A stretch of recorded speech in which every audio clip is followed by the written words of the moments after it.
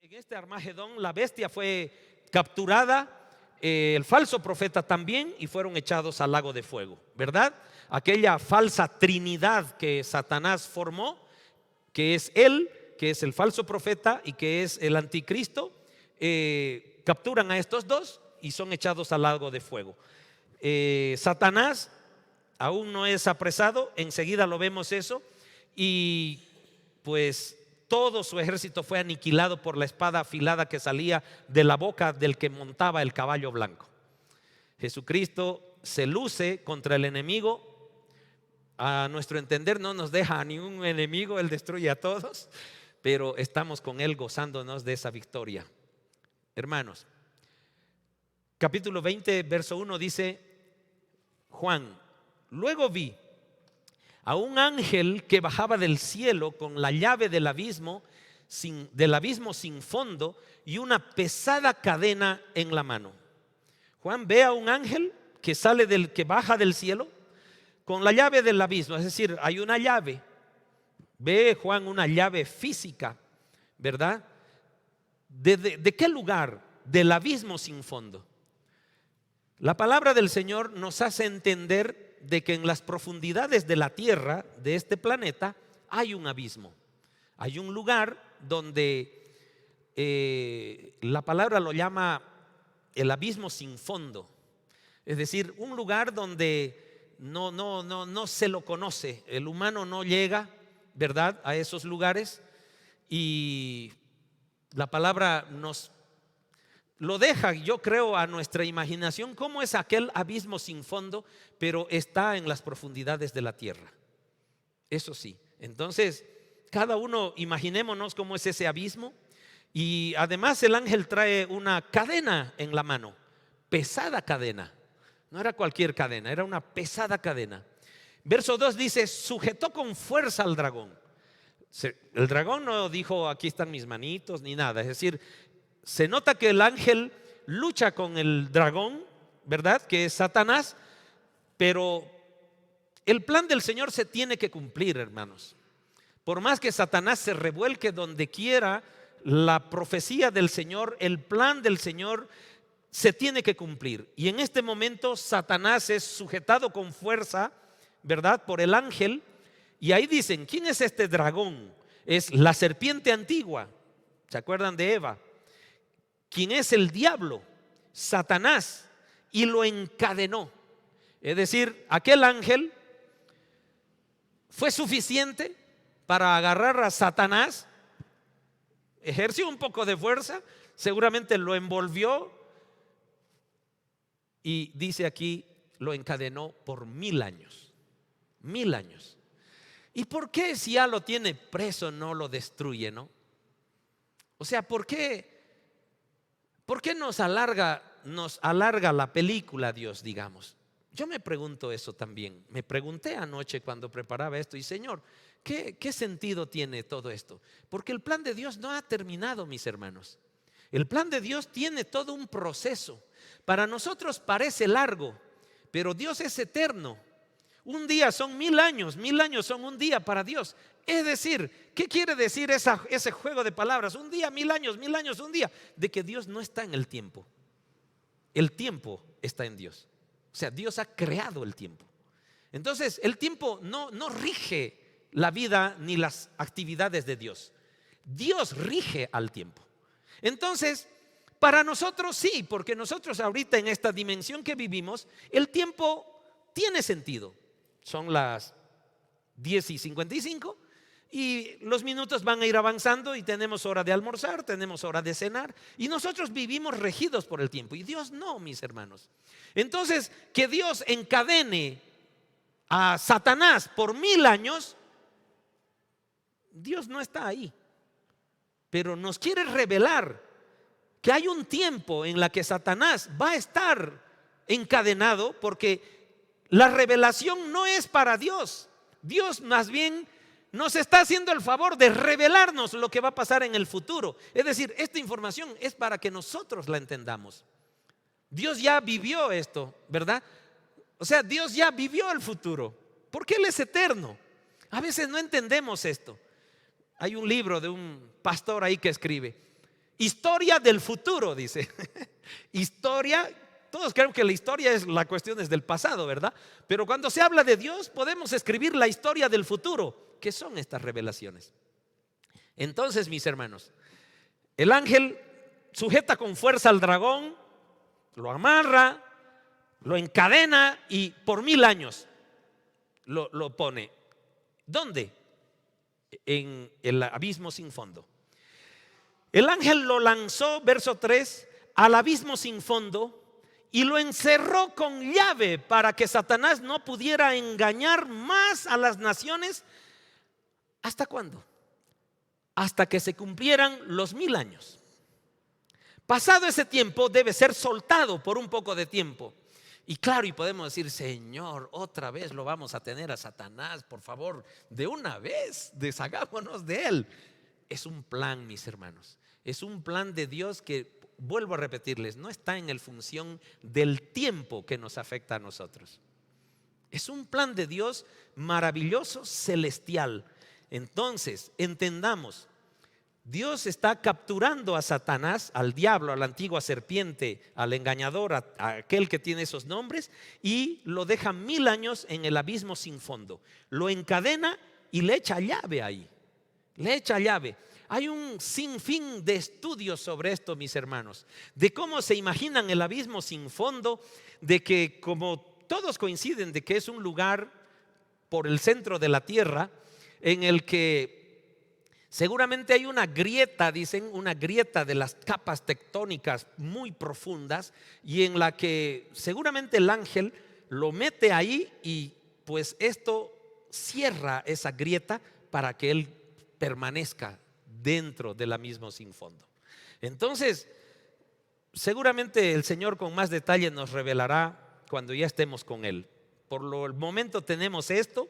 Y hay muchos estudios que siempre les invito a que ustedes los lean para que logremos tener mayor discernimiento sobre esto. Pero este no es el punto en el cual Dios quiere que nos mantengamos centrados. Quiere que lo sepamos, pero este no es el punto.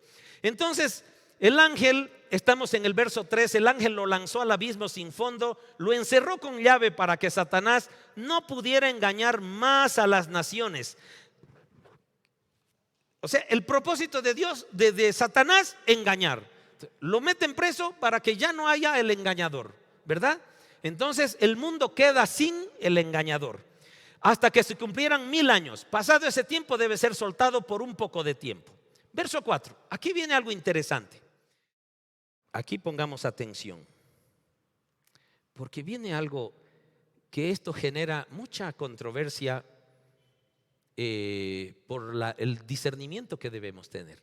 Después vi tronos y los que estaban sentados en ellos habían recibido autoridad para juzgar. ¿Quiénes son estos que recibieron autoridad para juzgar? Dice que Juan ve tronos, ¿cierto? Y había gente sentada en ellos y habían recibido autoridad para juzgar. Entonces, tengamos aquí cuidado porque este versículo tiene varias declaraciones, pero están divididas por punto. No son comas, no son puntos y comas, porque la gramática hace que cuando hay punto es como que la idea termina, pero te está dando varias cosas que están pasando, que Juan está viendo en ese momento. Entonces dice Apocalipsis 4, vi tronos. Y quiero que veamos Mateo 19, 28. Porque estamos queriendo saber quiénes son los que están en el trono, ¿verdad? Estamos aprendiendo, mis hermanos. Estamos teniendo revelaciones. Entonces Jesús les dijo, entonces Jesús está con sus discípulos ahí. De cierto os digo que en la regeneración, cuando el Hijo del Hombre se siente en el trono de su gloria, vosotros que me habéis seguido, también os sentaréis sobre 12 tronos para juzgar a las 12 tribus de Israel. Entonces aquellas personas que Juan vio que están sentadas en aquellos tronos en el cielo, pues son los apóstoles. Porque aquí Jesús nos está diciendo, en aquella época, cuando el Hijo del Hombre se siente en el trono de su gloria, vosotros, está hablando con sus discípulos, vosotros que me habéis seguido, también os sentaréis sobre 12 tronos para juzgar a las 12 tribus de Israel. ¿Y qué dice Apocalipsis 4? Nos está diciendo justamente que los que estaban sentados en el trono, ¿verdad? Los que estaban sentados en el trono recibieron autoridad para juzgar. Entonces vemos de que son los apóstoles quienes están sentados en esas. Entonces en las visiones de Juan nos dice, ok, vi ahí a 12 tronos y a los que estaban sentados con esa autoridad. Si se dan cuenta, Juan también debía verse ahí, porque él está viendo una revelación futura. Él no ha muerto todavía, él está escribiendo esto y él ve esto, pero nos lo deja así muy humildemente. Él dice, vi tronos, muy lindo. Luego dice, vi las almas de aquellos que habían sido decapitados por dar testimonio acerca de Jesús y proclamar la palabra de Dios. Algo importante que me estoy olvidando comentarles: después de la batalla de Armagedón, que Jesucristo derrota con el ejército de caballos blancos y vestidos de blanco, es la línea límite, derrota a todos, ¿verdad? Y es la línea que define el inicio del milenio. Después de la derrota del Armagedón, Jesucristo ya es el Rey de Reyes, ya está sentado en el trono celestial para reinar en la tierra con su iglesia, con estos mártires que vamos a entender, y el milenio está iniciando. Es decir, Armagedón se derrotó a ese ejército y a partir de esa línea empieza el milenio. Y en ese tramo de tiempo de 1000 años, Satanás está encerrado.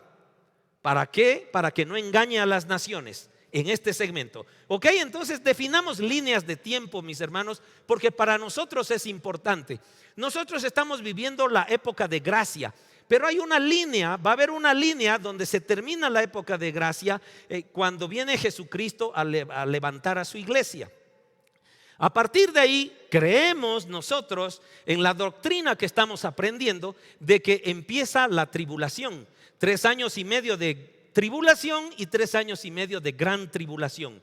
En estos 7 años, que todas las señales nos dicen que pronto las estaremos, el mundo las estará experimentando, la iglesia será liberada del día de la ira, ¿no es cierto? Entonces van a haber mártires.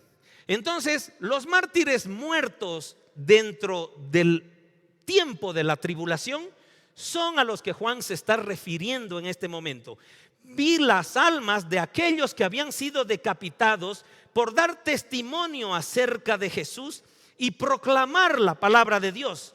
Ellos, estas almas, no habían adorado a la bestia ni a su estatua, ni habían aceptado su marca en la frente o en las manos. ¿Se acuerdan, verdad? Había una condicionante en la gran tribulación para que puedas vivir, de que tenías que ser sellado por una palabra que da 666. Entonces, ni habían aceptado su marca en la frente o en las manos. Volvieron a la vida, dice. Aquí viene algo muy interesante, mis hermanos. Muy interesante, porque Juan ve a estas almas, ¿verdad? Ve a estas almas y luego ve de que estas almas vuelven a la vida, es decir, resucitan y reinaron con Cristo durante 1000 años. Y eso es justamente lo que habíamos aprendido antes. ¿Por qué es interesante? Por lo que viene luego. Porque todos ya estamos con Cristo, ¿verdad? Hemos venido a la guerra de Armagedón, todo. Pero ahí Juan un poquito nos cuenta qué va a pasar. A ver, mis hermanos, nosotros como hijos de Dios, como su iglesia, como su cuerpo, ya se nos ha prometido que somos reyes y sacerdotes, ¿verdad? Pero la gente que se quedó en la tribulación, en esos 7 años, era gente como todavía rebelde a Dios y no logró subir cuando Jesús vino a las nubes y recoge a su iglesia. Ahí se queda.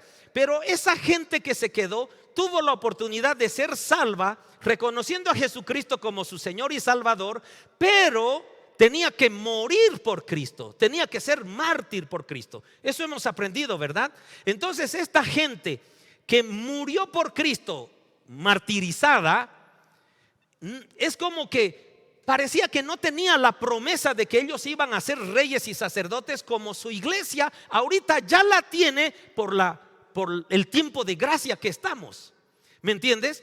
Sin embargo, aquí el Señor hace notar, nos revela que la promesa de ser reyes y sacerdotes para esta gente que muere en el periodo de la tribulación también es válida. Y eso es lo que Juan nos está diciendo. Esta gente que murió mártir también resucita. Nosotros ya fuimos levantados al cielo y los que estaban muertos resucitaron, ¿verdad? Para encontrarse con Cristo. Si Cristo viene y nos encuentra vivos, vamos a ir después de los muertos. Entonces, mis hermanos, estoy hablando así rápido porque entiendo que ya lo sabemos todo eso.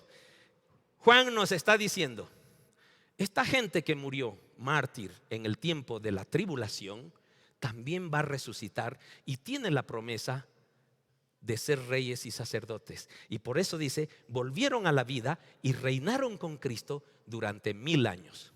Entonces ahí muchos estudiosos dicen, oye, solo estos mártires van a reinar con Jesucristo 1000 años, y nosotros y su iglesia, si hay tantas promesas para la iglesia también de reinar con Cristo. Queridos, aquí solamente nos están revelando de que aquellos mártires también tienen las mismas promesas que nosotros, su esposa de Jesucristo. Así como ellos van a reinar con Cristo durante 1000 años, nosotros también. Es decir, que aquí se ha declarado que los mártires tienen esas promesas en sus de reinado en el milenio. No nos excluye a la esposa de Cristo de que también vamos a reinar con Cristo. ¿Me entienden? Para que no nos confundamos. Luego dice el verso 5, esta es la primera resurrección. Esta es la primera resurrección. Y la resurrección de nosotros, la resurrección de aquellos que estaban muertos en Cristo y fueron a alcanzar a Jesucristo, sí. La palabra del Señor nos está enseñando de que esta es la primera resurrección a partir de la tribulación. Esta es la primera resurrección. La resurrección de aquella línea que fue la época de gracia que estamos viviendo nosotros, la palabra del Señor no la toma en este concepto como que aquí fue la primera resurrección. No, está hablando desde la tribulación hacia adelante, donde resucitan estos mártires y dicen, esta es la primera resurrección. ¿Por qué?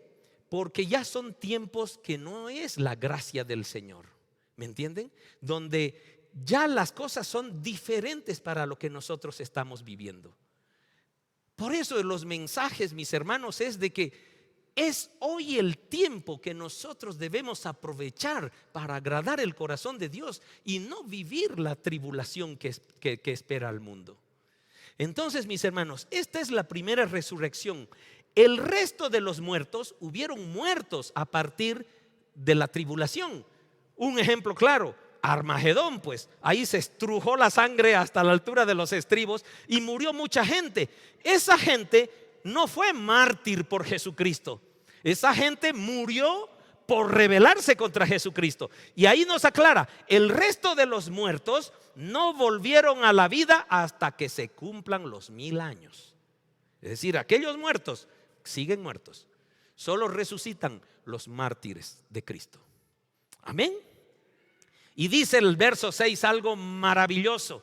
Benditos y santos son aquellos que forman parte de la primera resurrección, porque la segunda muerte no tiene ningún poder sobre ellos, sino que serán sacerdotes de Dios y de Cristo y reinarán con Él durante 1000 años. Miren esas promesas maravillosas para los mártires de Cristo a partir de la época de la tribulación.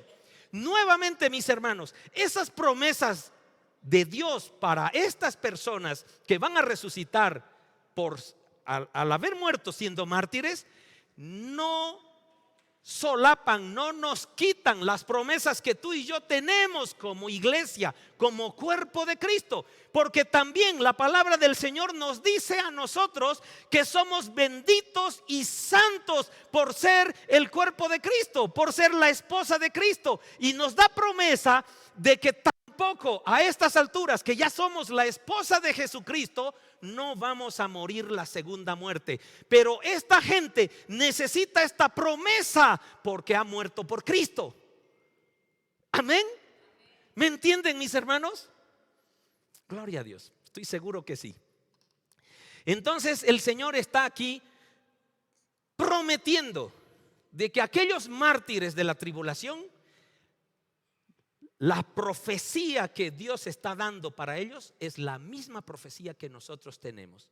Nosotros, a ser levantados como iglesia y alcanzar a Jesucristo en las nubes, participar de las bodas del Cordero, ya no tenemos nada que ver con la segunda muerte. Ya tenemos cuerpos gloriosos, ya somos eternos. Pero también venimos con Cristo en la batalla de Armagedón a reinar con Cristo 1000 años. ¿Y quiénes nos van a acompañar a reinar? Los mártires. Y los mártires tienen las mismas promesas que la iglesia. Gloria a Dios. Dale un aplauso al Señor. Dale un aplauso al Señor, porque el Señor es justo. El Señor es justo. Él dijo que quien muere por mí tiene la promesa de vida eterna. Y esto les está diciendo a los mártires: has muerto por mí, tienes la promesa de la vida eterna.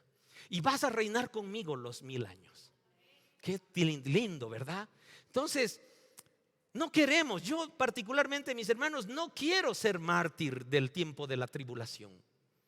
Yo quiero irme de veras en aquel momento que Jesucristo venga a las nubes. Y esa es la promesa de Dios. Tú eres salvo por fe, no por obras. ¿Cierto?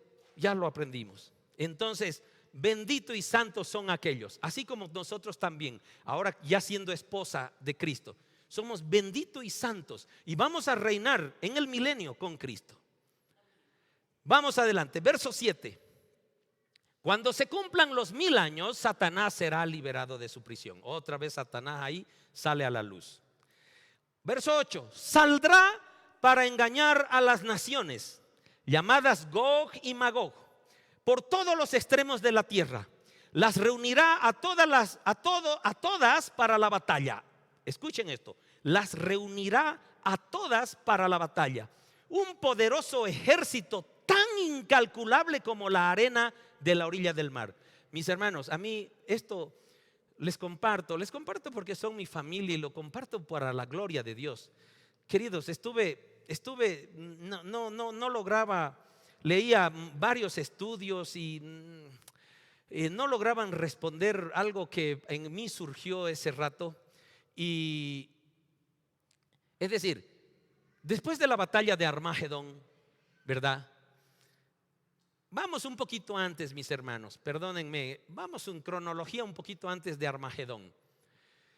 Todos los santos, incluidos los mártires, todos ellos, ya estamos en el cielo, ¿verdad? ¿Quién quedó en el mundo? Los impíos.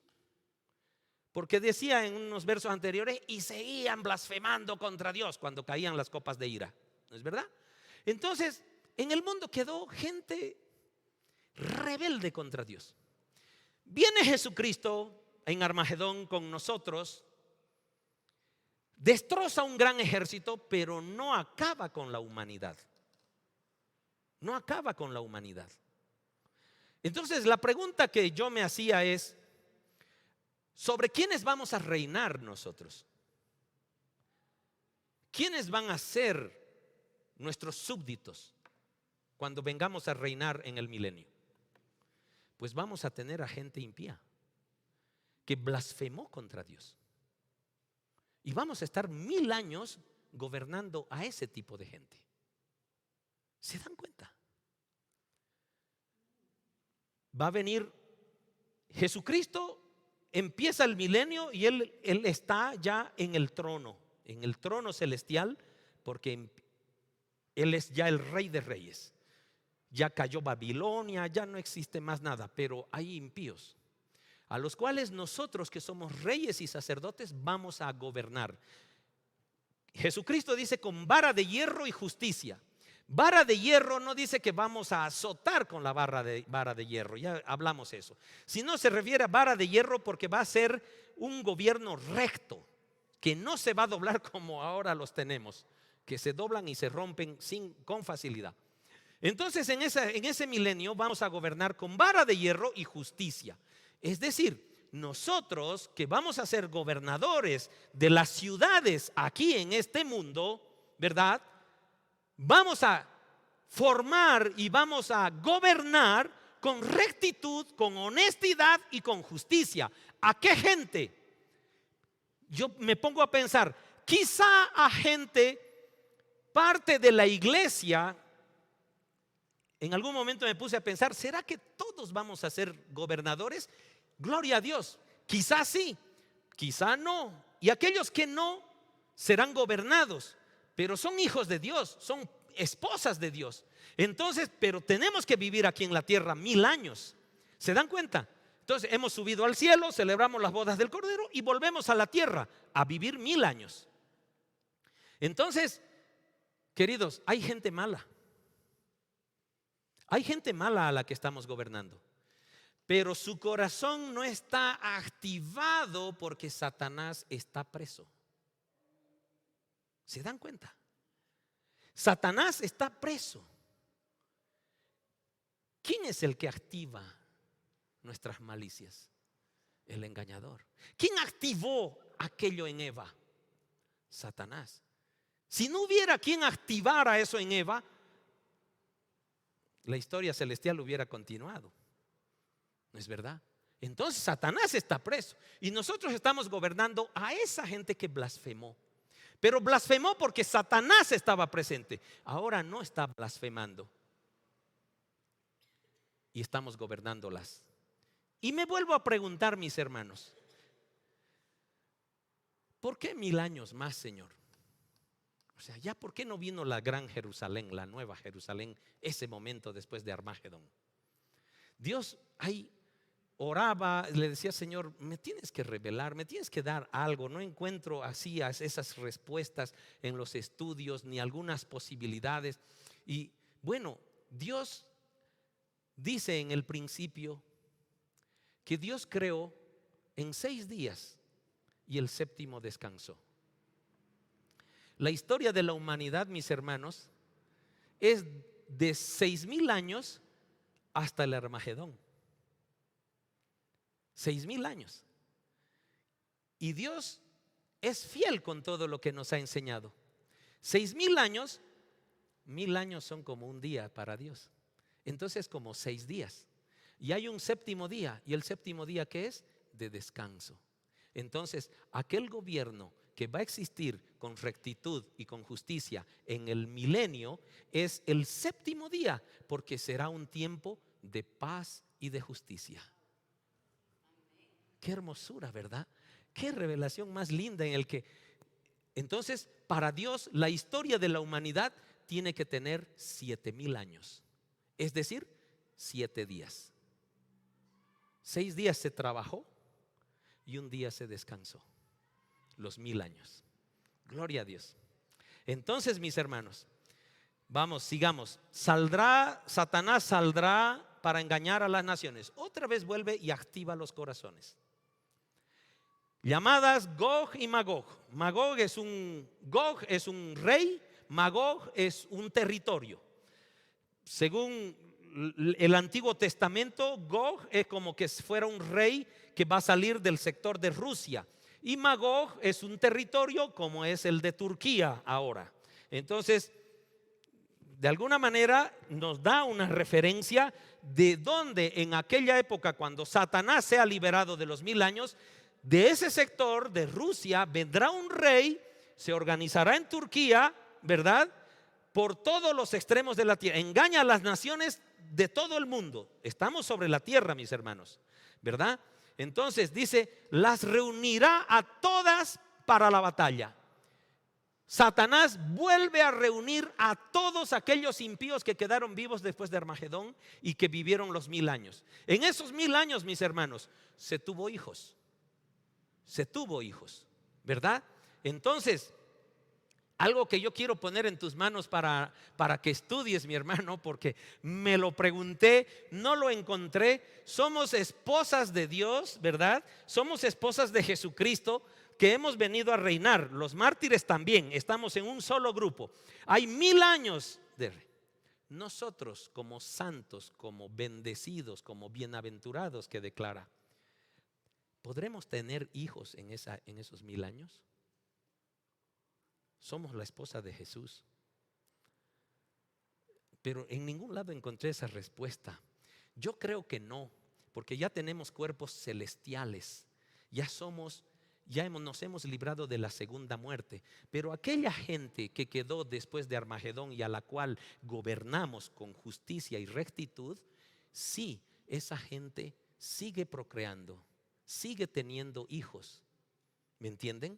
Entonces, pero están en una época donde la palabra del Señor no dice que está el Espíritu Santo, sino que está Jesucristo en el trono y los santos, la iglesia, como reyes y sacerdotes, ¿verdad? Entonces, mis hermanos, hay una población humana que luego vamos a ver qué es lo que pasa con ellos. Entonces, vi cuando subían, dice Juan, verso 9 estoy, y los vi, o sea, todas las naciones, toda aquella gente con sus descendientes, suben por toda la anchura de la tierra y rodeaban al pueblo de Dios y la ciudad amada. ¿Y la ciudad quién es? Jerusalén. Jerusalén en el milenio es la capital del mundo. ¿De acuerdo? Y nadie puede tocar a Jerusalén. Pero en Magog se organiza a todas las naciones para ir contra Jerusalén. Pero, o sea, y a todos los estudiosos les llama la atención lo corto de la historia de la derrota de los impíos en este pasaje. Porque dice, pero cayó fuego del cielo sobre el ejército que atacaba y lo consumió. Esa fue toda la guerra que hubo en ese momento. O sea, no dejó espacio a más especulaciones de que se abrió el cielo y salió un caballo blanco con una túnica vestida de sangre y miles de caballos blancos con todo, y llegó y hubo un estrujar y el jugo del lagar, ¿verdad? No. Aquí Satanás otra vez reúne al ejército de los impíos, va contra Jerusalén, cae fuego del cielo y los consumió. Queridos, ahí acabó la historia de toda la humanidad impía. Ese es el fin. Cuando la palabra del Señor dice el fin de los tiempos, es esta línea del final de los 1000 años. Cae fuego del cielo sobre el ejército que atacaba y los consumió. Verso 10. Después el diablo que los había engañado fue lanzado al lago de fuego que arde con azufre, donde ya estaban la bestia y el falso profeta. Allí serán atormentados día y noche por siempre jamás. Queridos, no mueren, son atormentados eternamente. Y ese es el verdadero infierno. Ese es el lugar de tormento donde también vamos a aprender ahorita, van a ir toda la gente impía. No hay, digamos que le llaman la segunda muerte, pero no la segunda muerte porque deja de vivir, es la segunda muerte porque la presencia de Dios nunca más está con ellos. Imagínense qué muerte. Entonces, mis hermanos, lo agarran al jefe de los malos y lo tiran donde estaba ya sus dos compinches, ¿verdad? Y serán atormentados día y noche por siempre jamás. Verso 11. Juan sigue viendo nos sigue revelando y dice: y vi un gran trono blanco. Vi un gran trono blanco. Y al que estaba sentado en él, y al que, o sea, lo ve al que está sentado en él. ¿Quién es el que está sentado en él? ¿Quién es la persona que está sentado en el gran trono blanco? Vamos a Juan 5, 22 y 23. Y ahí la palabra nos revela quién es el que está. Yo en un principio pensé que era, les digo después, el Padre. Pero aquí este versículo nos revela que es Jesucristo quien está ahí. Y dice: además, el Padre no juzga a nadie, sino que le ha dado al Hijo autoridad absoluta para juzgar, a fin de que todos honren al Hijo así como honran al Padre. El que no honra al Hijo ciertamente tampoco honra al Padre que lo envió. Ese es el verso 22 y 23. Entonces, queridos, aquí dice: vi un gran trono blanco y al que estaba sentado en él. La tierra y el cielo huyeron de su presencia, pero no encontraron ningún lugar donde esconderse. Mis hermanos, se cree que cuando ya se ve este trono no está en la tierra.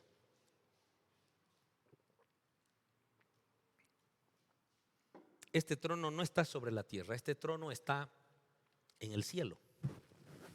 Y Juan ve a quien está sentado en él y es Jesucristo. Entonces, el cielo y la tierra entendemos que es este planeta y su atmósfera desaparecen. Otros estudiosos enseñan de que la tierra nunca desaparece, nunca es destruida, sino que los nuevos cielos, el nuevo cielo y la nueva tierra que luego vamos a aprender, es esta misma tierra, pero nacida de nuevo, así como nosotros. El antiguo José Luis no ha desaparecido, sigo teniendo la misma fisonomía, pero he nacido de nuevo.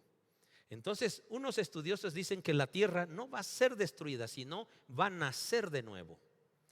Pero este versículo es bastante contundente, es muy, ¿qué les digo? Es muy controversial para aquella doctrina que dice que la tierra va a ser nacida de nuevo. Es decir, que no va a ser destruida y va a aparecer una nueva, sino que esto, igual que nosotros, va a ser un nacimiento nuevo.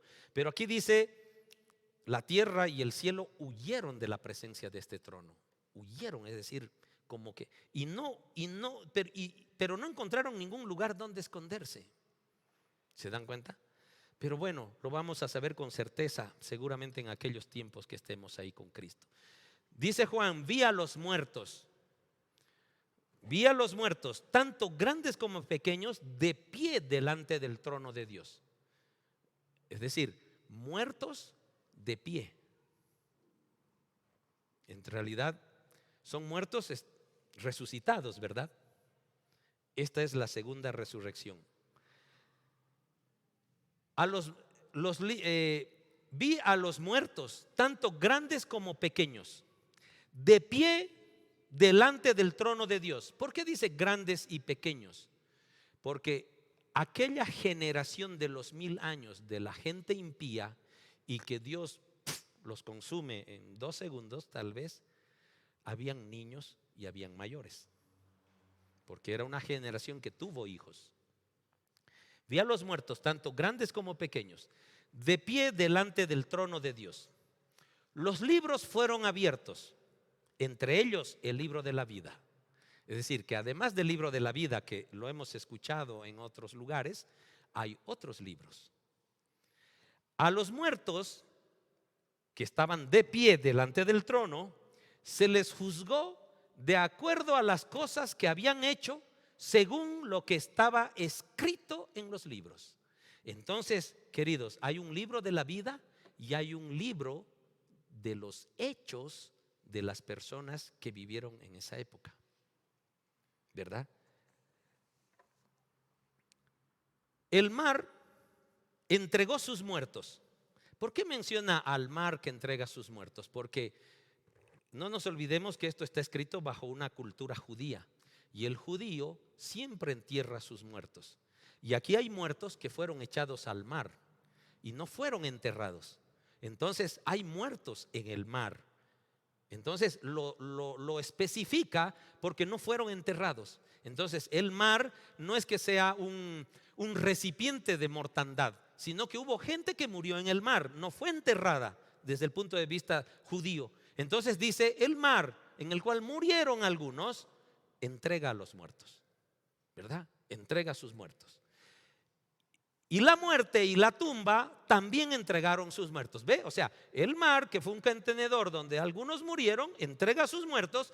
Pero la muerte, aquella enemiga que nació, que se creó cuando Eva peca, ¿verdad? Aquí va a ser derrotada la muerte de manera definitiva. Entrega a sus muertos, porque la muerte la tipifican, ¿verdad? Como un tipo ahí con una hoz que viene a recoger, ¿verdad? Y se lleva, mata. Bueno, entonces la muerte, que tiene muchos muertos, entrega a sus muertos. Y también el Seol. Aquí dice la tumba. Esta versión maneja como la tumba, pero otras versiones manejan como el Hades y como el Seol, ¿verdad? En griego y en hebreo y en latín. Perdón, en hebreo y en griego. Seol y Hades. ¿Qué es la tumba, Seol o Hades?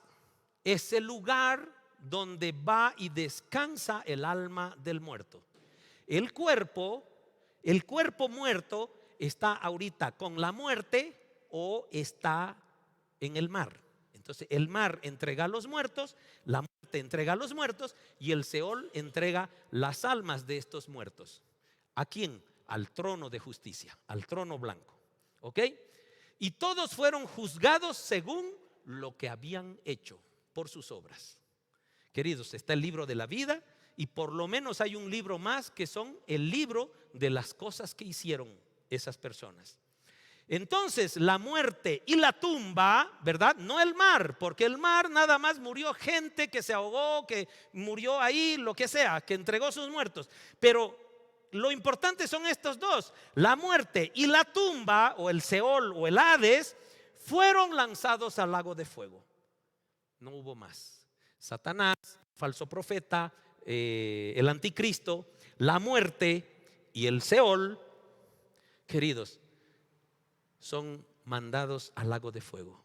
Es la victoria espiritual final de Dios contra Satanás y contra la muerte, contra el pecado. Aquí el Señor nos está revelando que aquí concluye todo lo referente a esa malignidad que nació en los humanos a partir de Eva.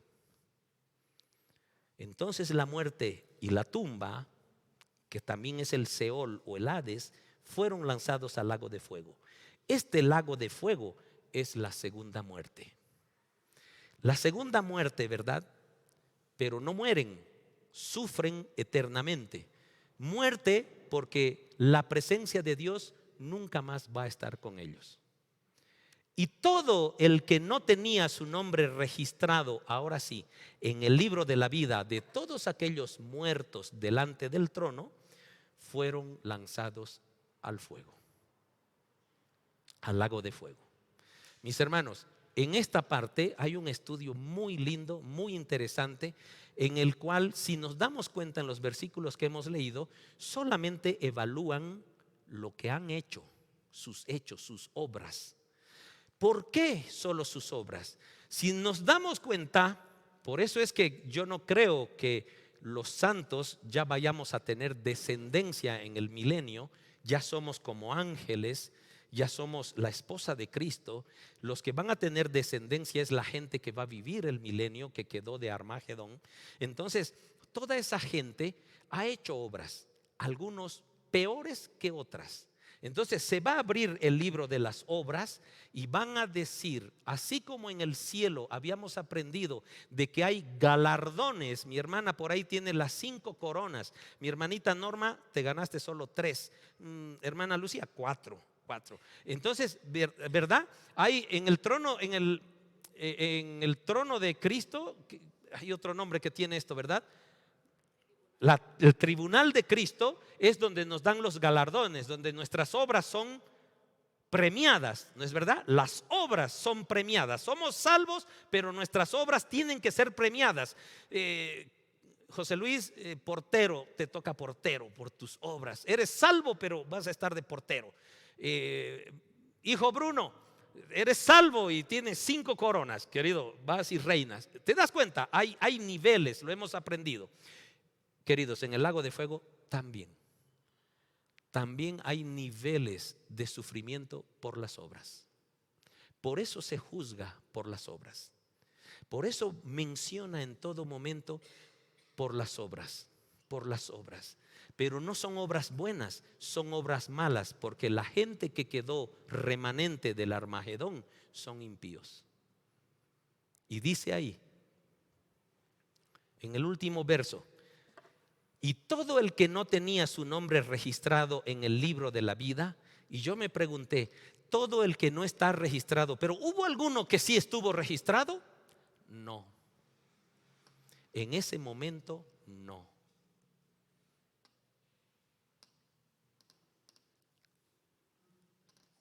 Es muy triste, mis hermanos. No estaban en el libro de la vida, fueron lanzados al lago de fuego. ¿Cuánto sufre uno de acuerdo a sus obras? Tal vez poco, pero va a seguir sufriendo. Y peor todavía es la segunda muerte. ¿Otros van a sufrir más? Sí, porque otros fueron más maliciosos. Y Dios es justo. Nuestro Señor Jesucristo está sentado en el trono blanco del cielo. Mis hermanos, este es el capítulo 15, donde el Señor nos sigue revelando ya cosas que son maravillosas, ¿verdad? Ya es el reino del milenio. Somos reyes en este tiempo, gobernadores, y la gente que vamos a gobernar no es fácil, pero vamos a demostrar, vamos a dar testimonio. También me puse a pensar, ¿por qué, Señor, vamos a gobernar 1000 años en ese tiempo contigo? Porque también Dios quiere mostrar al enemigo de que nosotros somos capaces en el Señor de llevar un gobierno honesto, recto y justo. Porque la gente cree de que, ay, cristianito, este no es puro aleluya. En ese tiempo se va a dar testimonio vivo de que somos reyes justos y rectos ante la gente que no cree en el Señor. Cierra tus ojos, mi hermano, mi hermana. Nuevamente el Señor con estas revelaciones nos quiere, aparte de enseñarnos muchas cosas, quiere que este tiempo es el tiempo de aprovechar, de buscar al Señor mientras pueda ser encontrado. Nos estamos dando cuenta que en este tiempo ya Dios no puede ser encontrado. Estamos aprendiendo de que ya Dios no está ahí para salvar a nadie más, porque Dios es justo. Hubo un tiempo de advertencia. Y este es el tiempo glorioso, bendecido, que el Señor ha puesto en nuestro caminar, en nuestras vidas, mis hermanos, para que nos demos cuenta de que debemos volver al Señor. Cambia, mi hermano, mi hermana, cambiemos. Tengamos un corazón humilde, humillado ante Dios, ante nuestros hermanos. Sepamos reconocer, mis hermanos, nuestros errores. Pidamos perdón al Padre y pidamos perdón verdadero a nuestros hermanos, a nuestras hermanas. Porque este es el tiempo de preparación. Dice la palabra del Señor que si no perdonas a tu hermano o a tu hermana, Dios no va a perdonar tus pecados.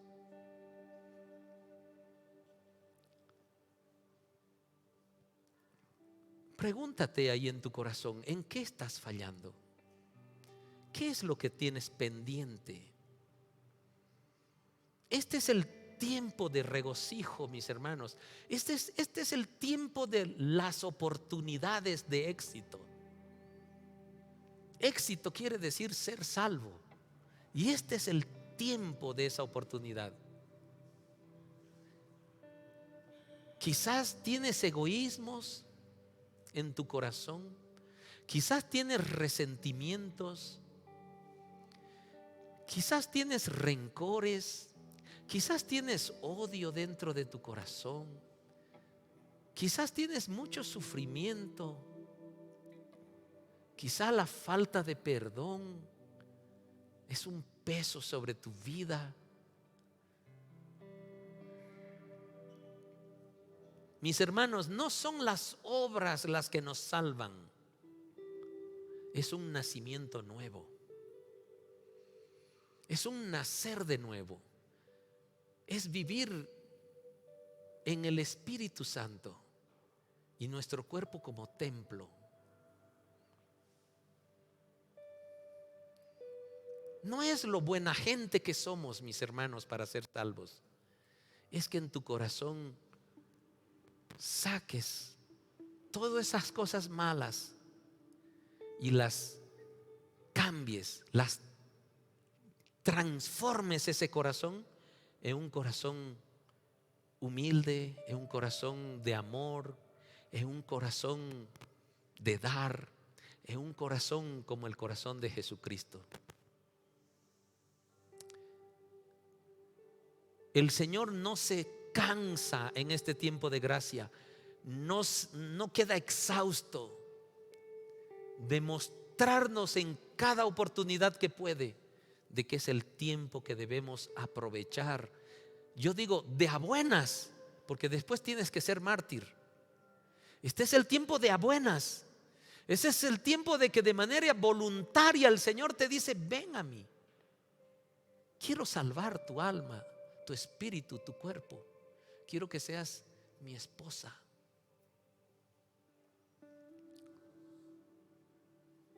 No desaproveches estas oportunidades, este llamado. Todo lo que estamos aprendiendo en Apocalipsis es como una cantidad de información que nos debe llevar a tomar una conciencia verdadera ante Dios de decir: debo cambiar. Debo cambiar. Estoy en el tiempo de gracia. Estoy en el tiempo del favor de Dios. Estoy en el tiempo donde, a pesar de que he podido hacer mal, el Señor por su gracia me va a salvar. Pero yo debo acercarme a Él. Yo debo nacer de nuevo.